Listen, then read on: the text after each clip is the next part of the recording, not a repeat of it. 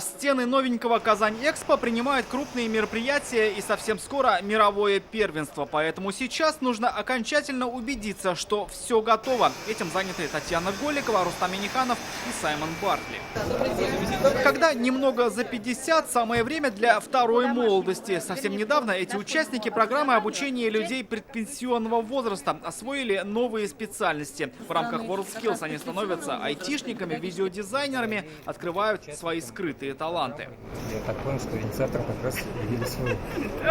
Вот так пенсионеру выражаю спасибо. И они, и участники основных состязаний все в Казань-Экспо. Соревнования в каждом павильоне.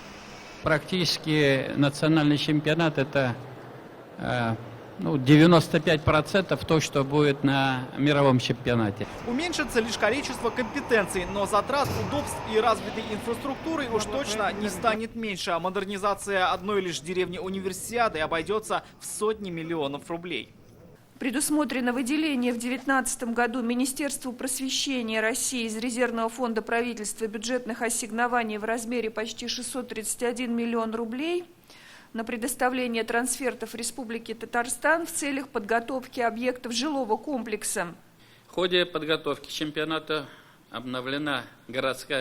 будет обновлена и транспортная инфраструктура, приводится нормативное состояние дороги, общей протяженность 360 километров, решаются проблемы по обеспечению водоотвода, освещения, организация парковочных карманов, доступной среды для маломобильных групп населения. Мировое первенство должно пройти на высшем уровне. На пленарном заседании обсуждают, почему это важно. На самом деле речь идет о совершенно новом навыке, которым должны владеть современные дети.